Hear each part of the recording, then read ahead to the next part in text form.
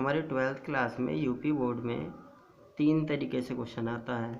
पहला क्वेश्चन केवल receive and payments account बनाना, या फिर केवल आय व्यय खाता बनाना, या रिसीव एंड पेमेंट्स अकाउंट और आय व्यय खाता बनाना।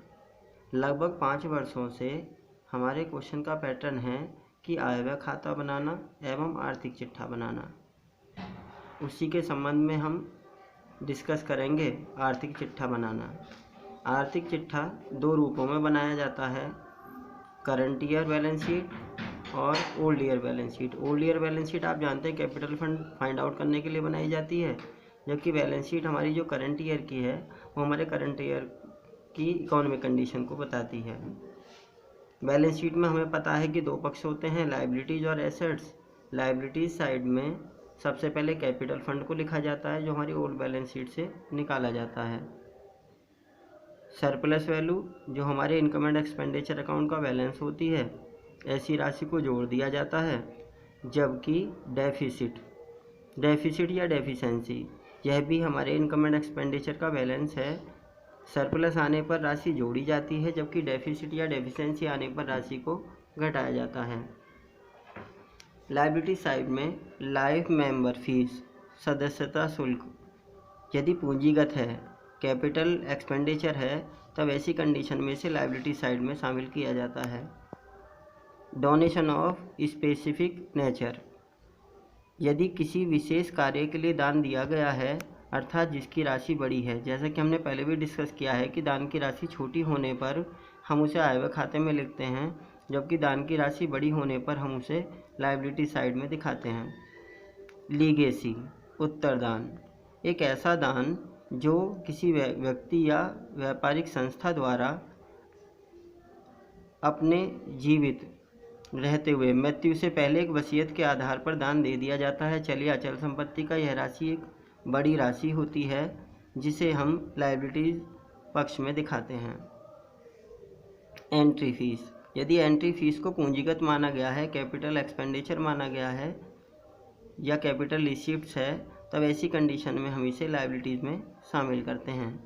स्पेशल फंड, कुछ नॉन ट्रेडिंग ऑर्गेनाइजेशन एक फ़ंड बनाते हैं जैसे match fund, prize fund, sports fund. यह राशि हमारी लायबिलिटी साइड में दिखाई जाती है।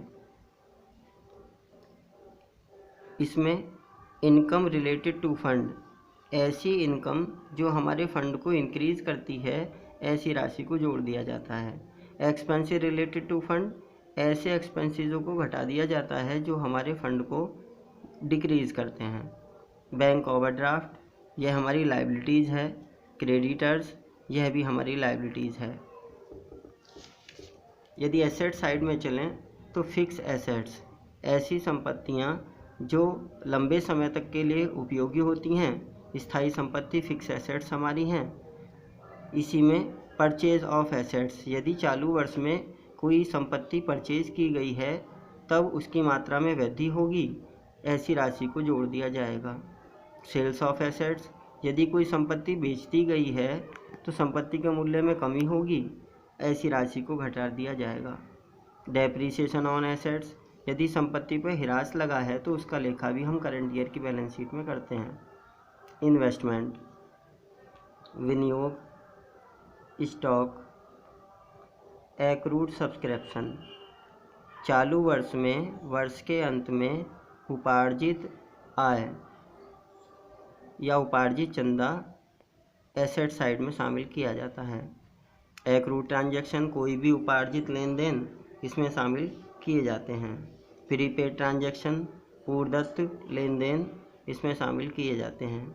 कैश इन हैंड और कैश एट बैंक, चाहे वो कैश का बैलेंस हो, चाहे वो बैंक बैलेंस हो, क्लोजिंग बैलेंस, अंतिम शेष करंट बैलेंस शीट में शामिल किया जाता है। आउटस्टैंडिंग एक्सपेंसेस, चालू वर्ष के अंत में अदत्त व्यय, ऐसी राशि को करंट ईयर में शामिल किया जाता है। जैसा कि हमने अभी कुछ पढ़ा था कि अदत्त व्यय 2 तरीके के, in the beginning, eight the and. Eight the and वाले को करंट ईयर में शामिल किया जाता है, जबकि इन द बिगिनिंग वाले को ओल्ड बैलेंस शीट में शामिल किया जाता है। अनएक्रूड ट्रांजैक्शन, अनुपार्जित लेन देन, ऐसे लेन देनों को बैलेंस शीट की लायबिलिटी साइड में दिखाते हैं। अब आती है कैपिटल फंड। यदि हमें फाइंड आउट करना हो तो उसके लिए हमें बैलेंस शीट बनानी है ओल्ड ईयर की। ओल्ड ईयर आप जानते हैं, जैसे करंट ईयर हमारा इस समय 2020 है और 2019 हमारा करंट ईयर है, तो हम करंट ईयर के लिए ओल्ड बैलेंस शीट बनाते हैं। जैसे cash, opening balance of receive and payments account, आगम तथा शोधन खाते का प्रारंभिक शेष टू बैलेंस बीडी के नाम से जो लिखी जाती है धनराशि, उसे हम ओल्ड ईयर की बैलेंस शीट में कैश के नाम से शामिल करते हैं। कैश एट बैंक, यदि कोई ओपनिंग बैलेंस बैंक का भी है तब हम उसे भी ओल्ड ईयर में शामिल करते हैं। एक्रूड सब्सक्रिप्शन लास्ट ईयर, पिछले वर्ष का चंदा, उपार्जित चंदा, जैसे हमने कहा था कि उपार्जित चंदा प्रारंभ में, accrued subscription in the beginning old balance sheet में लिखा जाता है, accrued subscription at the last current balance sheet में लिखा जाता है। फिक्स एसेट्स, जो भी स्थायी संपत्तियां हैं विदाउट डेप्रीसिएशन, बिना डेप्रीसिएशन के, क्योंकि डेप्रीसिएशन चालू वर्ष में लगाया जाना है, गत वर्ष में डेप्रीसिएशन नहीं लगाया जाता, तो डेप्रीसिएशन के बिना ही वैल्यू को इसमें शामिल किया जाता है। क्योंकि इन the beginning of the year जो संपत्तियों के मूल्य दिए जाते हैं वो चालू वर्ष के प्रारंभ में दिए जाते हैं और डेप्रीसिएशन अंत में लगाया जाता है, तब इसे घटाने के लिए करंट ईयर में शामिल करते हैं। Outstanding expenses in the beginning, अदत्तव्य, जैसा हमने पढ़ा था outstanding at the end current balance sheet में था, outstanding expenses in the beginning वर्ष के प्रारंभ में अदत्तव्य ओल्ड बैलेंस शीट में डाले जाते हैं।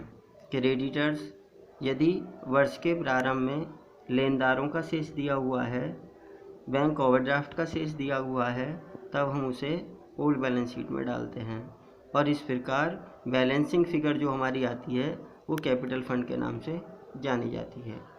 तो capital fund old balance sheet की सहायता से निकाला जाएगा, जिसको बैलेंस शीट में करंट ईयर में कैपिटल फंड में शामिल किया जाता है।